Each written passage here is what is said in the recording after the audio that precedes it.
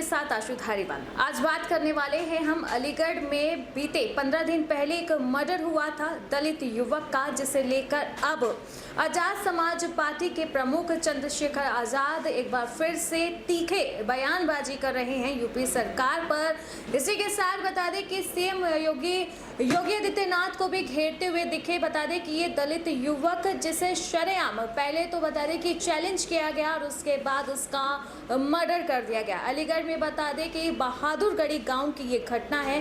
15 दिन पहले इस युवक की हत्या कर दी गई थी और जो आरोपी है वो बता दें कि नाबालिग है, जिसके बाद उसे बाल सुधार केंद्र भेज दिया गया है। लेकिन घर वालों का कहना है कि ये जो हत्या हुई है उनके बेटे की, ये किसी एक का काम नहीं है। जो बाकी है वो नाबालिग नहीं है, लेकिन जेल की सजा से बचाने के लिए उनके नामों को छुपाया जा रहा है। और अब दलित जब सड़कों पर उतर आए हैं तो उनके लिए किस तरीके से नगीना सीट से सांसद चंद्रशेखर आजाद भी अब उतर आए हैं इस जनता के साथ सड़क पर विरोध प्रदर्शन में बराबर का उनका साथ दे रहे हैं। इसी के साथ जो सरकार है उन्हें यहाँ पर बता दें कि जो उन पर निशाना साध रहे हैं आजाद, किस तरीके से बड़े सवाल कर रहे हैं। आजाद का कहना है कि सरकार के आते ही दलितों की लगातार हत्या हो रही है, अब बोली लगाकर दलितों की हत्या की जाती है। इसी के साथ चंद्रशेखर आजाद ने कहा है कि कम से कम 50 लाख रुपए इस परिवार को मदद मिलनी चाहिए, क्योंकि युवक जिसकी हत्या हुई अकेला उस परिवार को चला रहा था, शादीशुदा था, 2 बच्चे भी हैं। तो ऐसे में बता दें कि चंद्रशेखर आजाद ने एक सरकारी नौकरी की भी मांग की है। तो किस तरीके से दलितों के लिए आवाज उठाते दिख रहे हैं चंद्रशेखर आजाद। अब फिर से बता दें कि इस विरोध प्रदर्शन में उनका साथ दे रहे हैं। एक बार आप चंद्रशेखर की ये पूरी स्पीच सुने कि किस तरीके से उन्होंने 50 लाख सरकारी नौकरी और मांगते हुए सरकार पर सीधा सीधा निशाना साधा है। देखिए, मुझे कहने में बड़ा कोई संकोच नहीं है कि उत्तर प्रदेश में अब बोली लगा के दलितों की हत्या होने लगी। यहाँ की जो घटना है वो बहुत डरावनी है। किस तरह से चैलेंज करके एक 22 साल के बच्चे की हत्या कर दी गई। उसके माँ बाप ढूंढते फिरते रहे, थाने के संबंधित अधिकारियों ने लापरवाही बरती, जिसके कारण आज वो बेटा हमारे बीच में नहीं।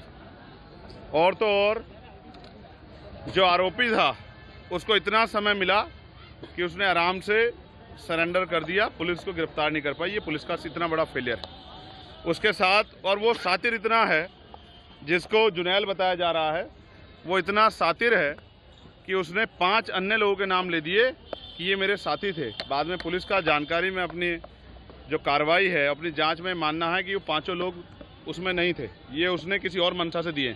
इसका मतलब वो एक सातिर अपराधी है जिसने सोच समझ के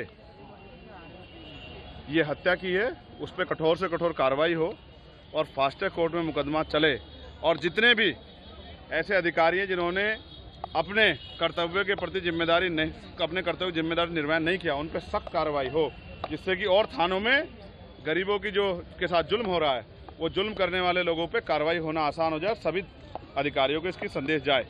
साथ साथ परिवार की हालत बड़ी कमज़ोर है, तो हमने परिवार के लिए 50 लाख रुपए की आर्थिक मदद की मांग की है, क्योंकि उनका जो यही कमाने वाला बच्चा था, इस बिटिया के भी 2 बच्चे हैं और उनके माँ बाप भी वृद्ध हो चुके हैं।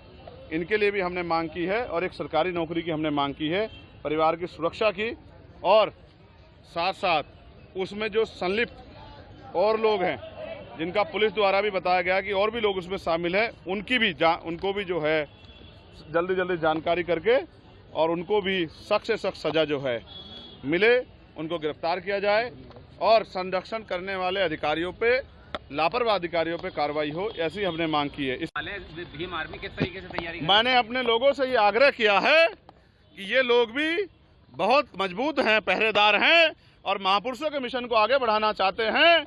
आज इन्होंने अपनी शक्ति बल से ये भी स्पष्ट कर दिया है कि अब ये किसी से झुकने वाले नहीं हैं और डरने वाले नहीं हैं। तो मैं मानता हूं कि आने वाले जो उपचुनाव है, जो खैर का प्रस्तावित उपचुनाव है 6 महीने के अंदर होना है, मैंने इनसे मांग भी की है कि सिर्फ झंडा और नारे से आगे बढ़ के अब ये उस विधानसभा की बूथ कमेटी, सेक्टर कमेटी, विधानसभा कमेटी तैयार कर लें और एक एक वोट भाईचारा बना के आजाद समाज पार्टी के समर्थन में लेकर आएं। और जो आवाज़ जिस तरह इन्होंने दिल्ली में अपनी आवाज़ पहुंचाई है, तो अगले 6 महीने के अंदर उत्तर प्रदेश की असेंबली में भी इनकी एक मजबूत आवाज़ जानी चाहिए, जो यहाँ के कमजोर और हक वंचित समाज के लोगों से, यहाँ की सरकार से आंख में आंख डाल के सवाल पूछ कितनी सीटों पर लड़ाई, कितनी सीटों पर तैयारी है, कितनी सीटों पर तैयारी होगी? ये पार्टी का इशू है, मेरा इशू नहीं है। पार्टी के नेता खड़े हैं, मंत्री जी खड़े हैं और प्रदेश अध्यक्ष जी और जिले के और मंडल के लोग, इनका फैसला मैं तो वर्कर, चाहे वो ईवीएम हो या इलेक्शन कमीशन हो, सबको स्पष्टीकरण देना चाहिए। और जनता अगर चाहती है बैलेट से चुनाव हो तो सरकार को, इलेक्शन कमीशन को कोई परेशानी नहीं होनी चाहिए, फिर चुनाव बैलेट पेपर से करा देने चाहिए। जनमत का सम्मान होना चाहिए। जो अधिकारी इलेक्शन कमीशन में है और जो सरकार भी है वो जनता के द्वारा बनाई गई है, और इलेक्शन कमीशन में बैठे, एसी के कमरे में बैठे अधिकारी भी जनता के टैक्स के पैसे से ही तनख्वाह लेते हैं। तो जनता के मुद्दों को सुनना और उनको, उनके मन में लोकतंत्र, संविधान और संवैधानिक संस्थाओं के प्रति विश्वास बनाए रखने के लिए अगर जनता ये चाहती है कि बैलेट पेपर से चुनाव हो तो एलन मस्क की जरूरत नहीं है।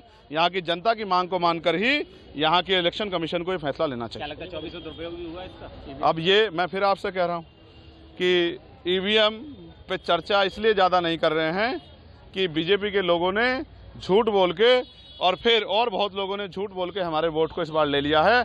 मेरा एक सवाल आपसे ये है, ये परिवार 10 दिन से यहाँ बैठा है, इंडिया अलायंस के लोगों ने हमारे लोगों से वोट ली है, क्या उनको नहीं दिखता कि हमारे लोगों की जान गई है? उनको भी इस पे सवाल खड़ा करना चाहिए।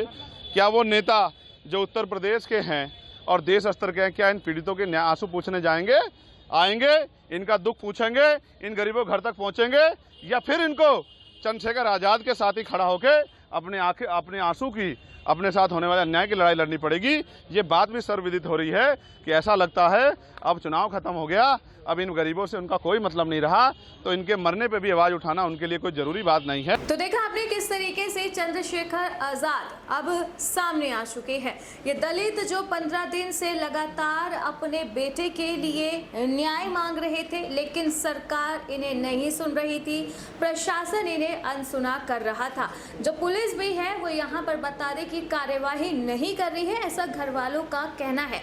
ये जो यहाँ पर बता दें कि जो मृतक है उनकी बीवी ने भी बताया कि उनके 2 बच्चे हैं, वो किस तरह पढ़ी लिखी नहीं है, किस तरीके से अपने घर को चलाएगी, और ये मृतक अकेला ही इस घर में बता दें कि कमाई करने वाला था। इसे लेकर भी आज़ाद ने बता दें कि 50 लाख रुपए की मांग की है कि कम से कम सरकार 50 लाख रुपए इस परिवार को दे ताकि उनकी मदद हो सके। 2 छोटे बच्चे हैं, आगे उनकी एजुकेशन है, घर का कैसे चलेगा, और इसी को लेकर उन्होंने एक सरकारी नौकरी की भी बड़ी मांगी है। तो आज़ाद ने जिस तरीके से अब इस दलित युवक के मर्डर पर सरकार को घेरा है, कहीं ना कहीं अब बता दें कि सीएम योगी आदित्यनाथ की मुश्किलें भी लगातार बढ़ रही है। आज़ाद ने साफ बोला है कि सरकार के सत्ता में आने से ही जो दलित हैं उनकी बोली लगाकर हत्या की जा रही है, क्योंकि बता दें कि इस हत्या को रंजिश बताई जा रही है। इस रंजिश के चलते बता दें कि पहले टॉर्चर किया गया, धमकाया गया, धमकी दी गई, और उसके बाद अलीगढ़ के ही ननाऊ नदी में, नहर में बता दें कि युवक की लाश मिली थी, और उसी के बाद से बता दें कि लगातार ये मामला गरमाता जा रहा है। 15 दिन हो चुके हैं, लेकिन अभी भी इंसाफ के लिए परिवार भी लड़ रहा है। भीम आर्मी भी सड़क पर उतर चुकी है। चंद्रशेखर आजाद भी अब इंसाफ मांग रहे हैं और सरकार से बड़ी मांगे कर चुके हैं। सरकार को जिस तरह से चंद्रशेखर आजाद ने घेरा है, क्या यहाँ पर सीएम योगी आदित्यनाथ की मुसीबतें बढ़ जाएंगी, और क्या आजाद इस दलित परिवार को इंसाफ दिलवा पाएंगे? अब ये देखना काफी ही दिलचस्प रहेगा। बाकी ऐसे ही देश और दुनिया की बड़ी और तमाम खबरों के लिए आप देखते रहें UIP न्यूज़।